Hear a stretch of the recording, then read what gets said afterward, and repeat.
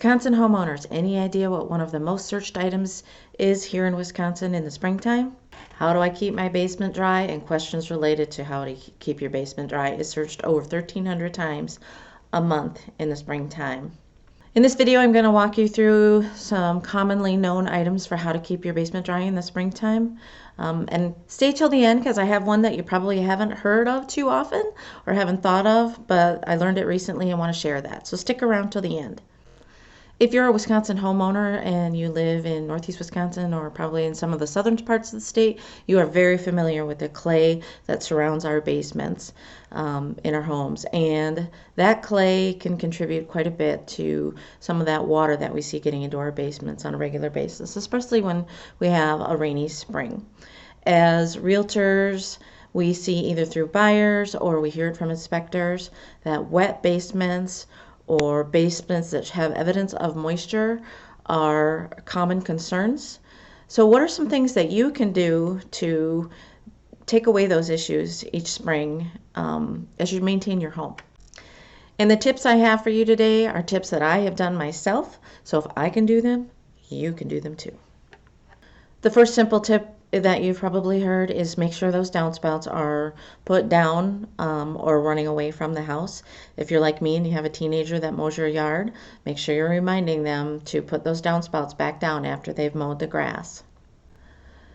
Does your landscaping alongside of your house slope away from the house or towards the house? It's really important to understand that if your house is here and your landscaping is not like this, if it's sloping more to like this, you're channeling that water right down your basement walls. And again, that clay is going to suck up that moisture and push against your walls. So it's really important that you make sure that you walk around the outside of your home and add fill, add dirt, and slant that foundation or that dirt away from your house so that the water wants to run away.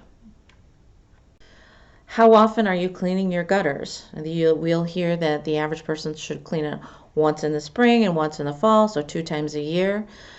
My fiance is a stickler for cleaning those out on a regular basis, and it has made a huge difference in the amount of water that I get in my basement every summer and spring and into the fall when we have those rains. So if you have the opportunity, make sure you're getting your gutters cleaned out. I try once a month to get that done. My home is a ranch, so it's a little bit easier for someone to get up there to do that. But I strongly encourage that you increase the frequency on that. The ends of those gutters get filled with debris from the trees in our yard and the things that fall, the helicopters and seeds, etc. So they get clogged up at the top and the rain can't come down. It then goes up over the gutter and right into your alongside of your foundation. So watch those gutters more frequently than you probably have. And a little tip for you, don't clean them out with a leaf blower too soon after it rained. Ask me how I know. When you put your sump pump out or your sump hose out every spring, are you making sure that 1, it doesn't have any leaks, and 2, that it is pulling the moisture away from your house regularly? I had one that was kind of short and water just kept coming back alongside the house and then would end up in the basement. So I've had to make sure that I've extended it. I've also had to make sure that every year I'm looking that hose over and either replacing it or checking it for leaks. I know in a recent home, the inspector noticed, and I noticed as well, that at the juncture where the sump pump hose met the house, there was a leak, and it was basically just pouring water right back into the foundation of that home. So double check those things. These are simple things you can do. And finally, my last simple tip is actually something I learned from an inspector recently.